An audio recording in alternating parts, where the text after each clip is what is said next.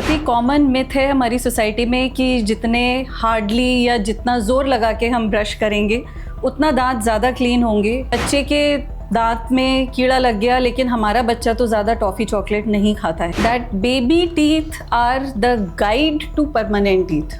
Patients बोलते हैं कि स्केलिंग के बाद दांत हमें ढीले लग रहे हैं। ओरल हेल्थ और oral cavity is said to be the mirror of your body. जब तक दर्द तक बात पहुंचती है तब तक हम बोलते हैं we have lost 50% of the battle. Myths को करो बाय बाय, हेल्दी स्माइल को करो हाय हाय। नमस्कार हमारे चैनल से जुड़े सभी व्यूअर्स का। आज हम लेके आ रहे हैं आपके सामने एक पॉडकास्ट जिसमें हम डिस्कस करेंगे डेंटल प्रॉब्लम से जुड़े काफ़ी सारे मिथ जो हमारी सोसाइटी में फैले हुए हैं और कैसे हम उन सारे मिथ्स को आज बस्ट करेंगे। हमारे साथ हैं doctor Prerna Agarwal. Welcome ma'am. नमस्कार doctor Ashutosh, thank you for having me on your show. तो मैम थैंक यू, आपने इस शो के लिए अपना कीमती वक्त निकाला। मैं चाहूँगा आप सभी व्यूअर्स को डिटेल में बताएं कि कैसे डेंटल प्रॉब्लम से जुड़े हुए मिथ्स पूरी सोसाइटी में फैले हुए हैं और कैसे हम उसको बस्ट करेंगे आज। तो there are lot of myths in the society. तो मैम सबसे पहले मैं एक क्वेश्चन के साथ हूँ, ब्रशिंग हार्डर क्लीन्स बेटर। क्या मैम ऐसा कुछ है कि ब्रश हार्ड करने से क्लीनिंग ज़्यादा अच्छी होती है दांतों की? ये बहुत ही कॉमन मिथ है हमारी सोसाइटी में कि जितने हार्डली या जितना ज़ोर लगा के हम ब्रश करेंगे उतना दांत ज़्यादा क्लीन होंगे। It is not at all like that. ऐसा बिल्कुल नहीं है। बिकॉज़ जब हम पूरा फोर्स लगा के ब्रश करते हैं तब वो दांतों में गंदगी के साथ साथ जो हमारे इनामिल की लेयर है, जो दांत की सबसे ऊपरी सतह है, उसको भी हटाता है, उसको भी अपग्रेड करता है। तो कई तरीके के टूथब्रशेस आते हैं, 3 तरीके के उसमें ब्रिसल्स होते हैं, hard bristle toothbrush, medium bristle toothbrush और सॉफ्ट ब्रिसल टूथब्रश। तो अक्सर हम पेशेंट्स को या मरीज़ों को या कॉमन मैन को भी मीडियम ब्रिसल टूथब्रश एडवाइस करते हैं। वो ना ज़्यादा हार्ड है ना ज़्यादा सॉफ्ट है। ब्रश ज़ोर लगा के करना है वो सही नहीं है। ब्रशिंग का तरीका सही होना चाहिए। सही तरीके में हम 2 से 3 दांतों का सेट लेते हैं, उसमें 15 से 20 बार सर्कुलर मोशन गोल गोल ब्रश घुमाते हैं and then we move on to another 3 set of teeth. तो ऐसे करके लगभग 2 से 2.5 मिनट में हमारी ब्रशिंग की प्रक्रिया पूरी होती है। नेक्स्ट क्वेश्चन आता है कि कैसे हमें पता चले कि हमारा टूथब्रश जो हम यूज़ कर रहे हैं वो हम फोर्स ज़्यादा लगा रहे हैं। अगर आप फोर्स ज़्यादा लगाएंगे तो आपका टूथब्रश लगभग 1 से 1.5 महीने में उसके जो ब्रिसल्स हैं वो फैले हुए लगने लगेंगे, डिस्प्लेस्ड लगने लगेंगे और डिरेंज लगने लगेंगे, विच इज़ अ साइन कि आप जितना फोर्स यूज़ कर रहे हैं that is more than the actual force to be applied. Okay, तो व्यूअर्स हमें पहला ही मिथ जो मिला है, बस्ट हुआ है कि ज़्यादा हार्ड ब्रश करने से दांत साफ हो जाएंगे। ऐसा ज़रूरी नहीं है। सही तरीके से ब्रश करना इज़ इम्पॉर्टेंट। और ये ज़रूर ध्यान रखें, अगर आपका ब्रश बहुत जल्दी उसमें ब्रशल्स उसके फैल जा रहे हैं तो इसका मतलब आप गलत तरीके से ब्रश कर रहे हैं। थैंक यू मैम पहला मिथ बस्ट करने के लिए। सेकंड मैम, हमें पब्लिक से जो क्वेश्चन हमने देखा है, मिला है, वो ये है कि sugar is the only cause of cavities. क्या टॉफ़ी और चॉकलेट्स सिर्फ इसी वजह से दांतों में कैविटी होती है? नहीं, ऐसा बिल्कुल भी नहीं है। हमारे क्लिनिकल प्रैक्टिस में भी आपने भी देखा होगा, आपके पास भी मरीज़ आते होंगे जो बोलते होंगे कि बच्चे के दांत में कीड़ा लग गया लेकिन हमारा बच्चा तो ज़्यादा टॉफ़ी चॉकलेट नहीं खाता है। तो टॉफ़ी चॉकलेट बिल्कुल भी इकलौता रीज़न नहीं है कैविटी का। कैविटी जो दांतों में लगती है it is because of micro organisms, छोटे छोटे कीटाणु जो कार्बोहाइड्रेट्स की प्रेजेंस में ऐसे सब्सटेंस, ऐसे पदार्थ, ऐसे एसिड रिलीज़ करते हैं जो दांतों को सड़ाता है और गलाता है, उनमें सड़न पैदा करता है। तो ये कार्बोहाइड्रेट्स सबसे कॉमनली टॉफ़ी और चॉकलेट से आते हैं बच्चों में। इसलिए हमने एक ये स्टेटमेंट बना लिया है कि टॉफ़ी चॉकलेट से दांत खराब हो जाएंगे। टॉफ़ी चॉकलेट्स के अलावा एक्सेसिव जंक फूड, मैदा, एक्सेसिव फ्राइज़, इन सब चीज़ों से भी दांत खराब होने की संभावना उतनी ही है जितनी टॉफ़ी चॉकलेट से है। इसी के बारे में पब्लिक को जागरूक करने के लिए अब हमारा जो CBSE बोर्ड है उन्होंने अपने स्कूल्स में एक शुगर बोर्ड भी इंट्रोड्यूस किया है।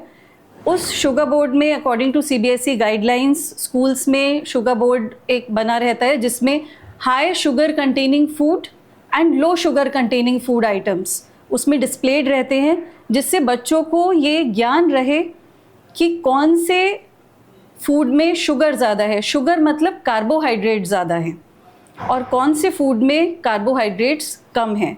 सो all the food which are rich in carbohydrates और rich in sugar can be cariogenic और can be caries causing. Okay, that's very surprising ma'am.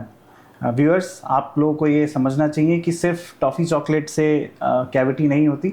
अगर आपके फूड में कार्बोहाइड्रेट कंटेंट बहुत ज़्यादा है, उसकी वजह से भी आपके किड्स में, एडल्ट्स में कैविटीज़ की प्रॉब्लम हो सकती हैं। तो आई होप ये वाला मिथ भी आपका कुछ हद तक क्लियर हुआ होगा। Ma'am, third myth comes is like baby teeth don't matter, they will fall out anyway. So बहुत सारे व्यूअर्स का ये मानना था, कहना था कि बच्चों के दांतों का इलाज क्यों कराना है, वो तो कभी ना कभी गिर ही जाने हैं। जो परमानेंट दांत आते हैं, जो 18 साल, 16 साल, 12 साल में आते हैं, उन दांतों का हम ख्याल रखें। बच्चों के दांतों का ख्याल हमें रखने की ज़रूरत नहीं है। तो मैम, इस पे आप क्या कहना चाहेंगे?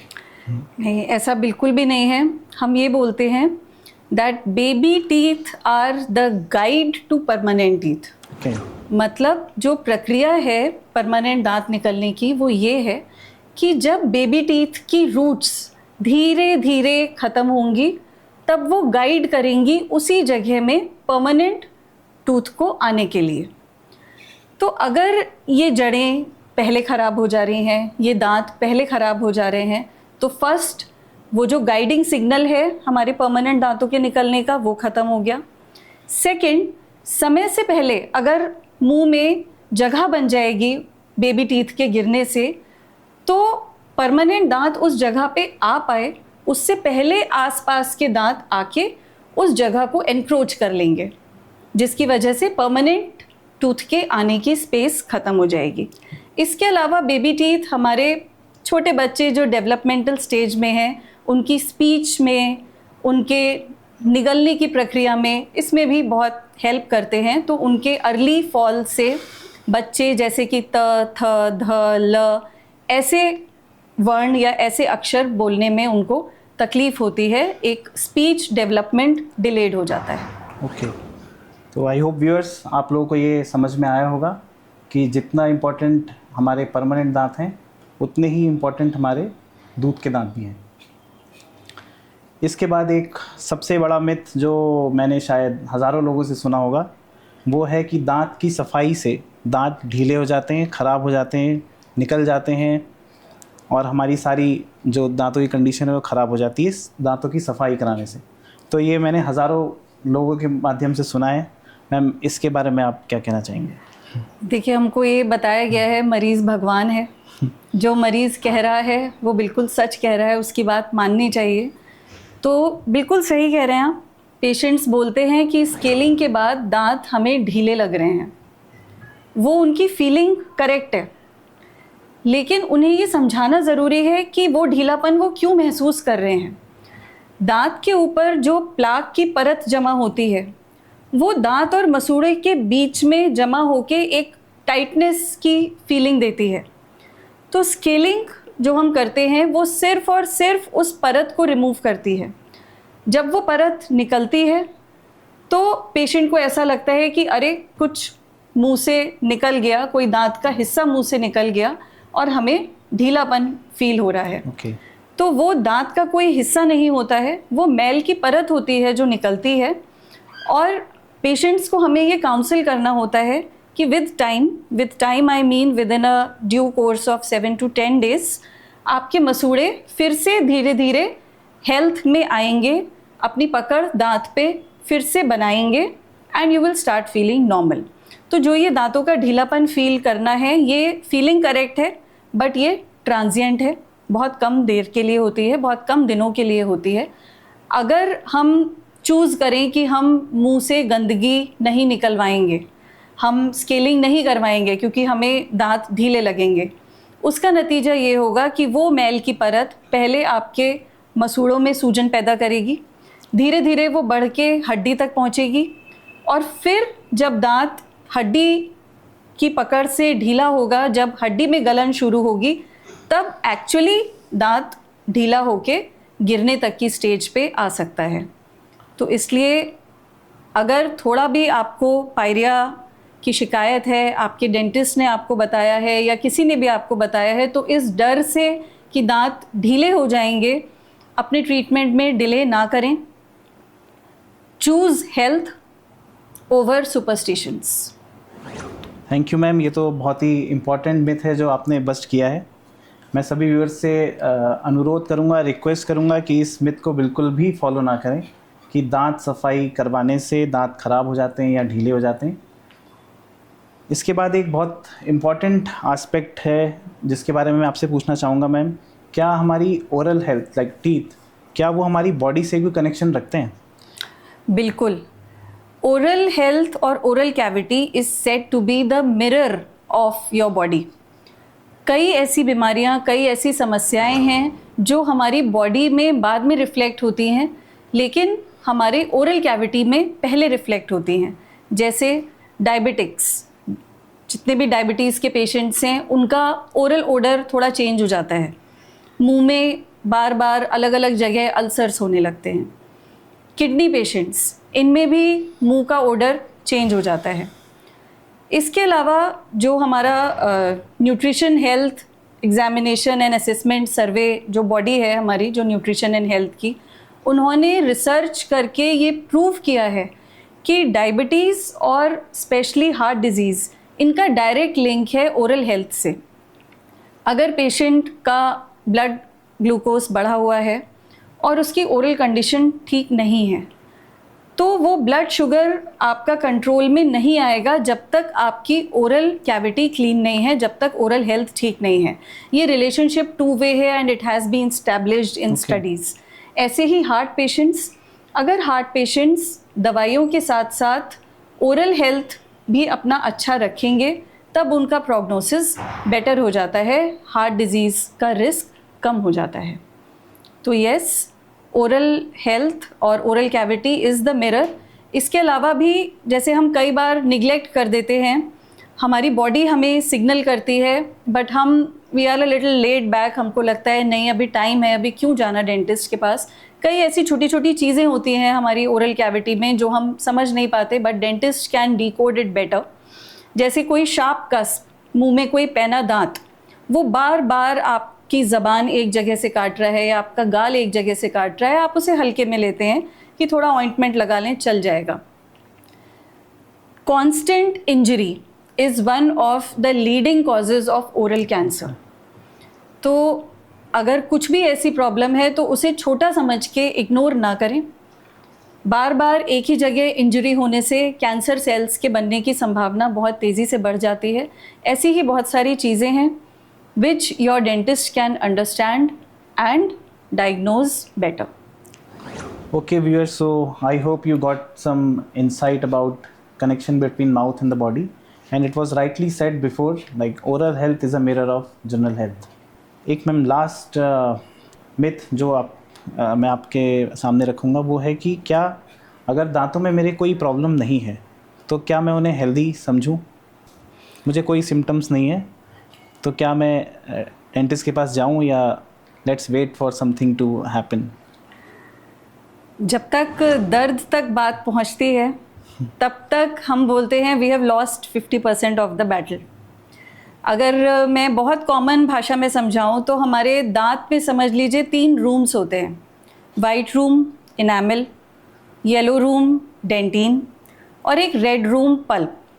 तो ये जो रेड रूम पल्प है ये लास्ट में होता है, सबसे अंदर होता है, और इसी में सारा दर्द का सेंसेशन होता है। जब दांत में कीड़ा लगना या दांत में सड़न होना शुरू होती है तो वो वाइट रूम यानी इनामल से शुरू होती है और धीरे धीरे वाइट रूम येलो रूम को क्रॉस करके रेड रूम तक पहुंचती है, जहां पे हमको पेन फील होना शुरू होता है। तो अब आप समझिए कि जब आपको दर्द का एहसास हो रहा है तब तक कितना लॉस टूथ स्ट्रक्चर का ऑलरेडी हो चुका है। ओके तो ऐसा नहीं है, हमारी बॉडी हमें बहुत पहले से सिग्नल करती है, हम उसे इग्नोर करते हैं। दांत में खाना फंसता है, हम कुरेद लेते हैं, आगे बढ़ते हैं। दांत में ठंडा गर्म लगता है, हम सोचते हैं कि ठीक है ठंडा, ज़्यादा ठंडा नहीं पिएंगे, ज़्यादा गर्म नहीं पिएंगे, थोड़ी देर में अपने आप ठीक हो जाएगा। तो अपने ही बॉडी के सिग्नल्स हमें इग्नोर नहीं करने चाहिए। और दर्द से पहले we should visit our dentist. Okay, so viewers, I think आप लोगों को इसके बारे में समझ में आ गया होगा कि डेंटल प्रॉब्लम्स भी एक तरीके से साइलेंटली आप पे अटैक कर सकती हैं बिना किसी सिग्नल के। तो अगर आपको इस चीज़ से बचना है तो एवरी 6 मंथ्स और 12 मंथ्स, 1 साल में अपने डेंटिस्ट को ज़रूर विज़िट करें, आपको ये प्रॉब्लम हो चाहे ना हो। सो इसी के साथ आज का सेशन मैं कंक्लूड करना चाहूँगा। 4 गोल्डन रूल अपने व्यूअर्स से कहूँगा याद रखें। आपको ब्रश दिन में 2 बार, एक सुबह एक बार रात में। अपनी टंग क्लीनिंग आपको करनी चाहिए। अपना शुगर इनटेक आपको लिमिट में रखना चाहिए, carbohydrate and sugar intake. And every 6 month visit your dentist. So thank you doctor Prerna Agarwal ma'am thank you for joining us today here. I hope we will have lot more sessions ahead from today. And last में मैं बोलना चाहूँगा, myths को करो bye bye, healthy smile को करो हाय हाय। Thank you.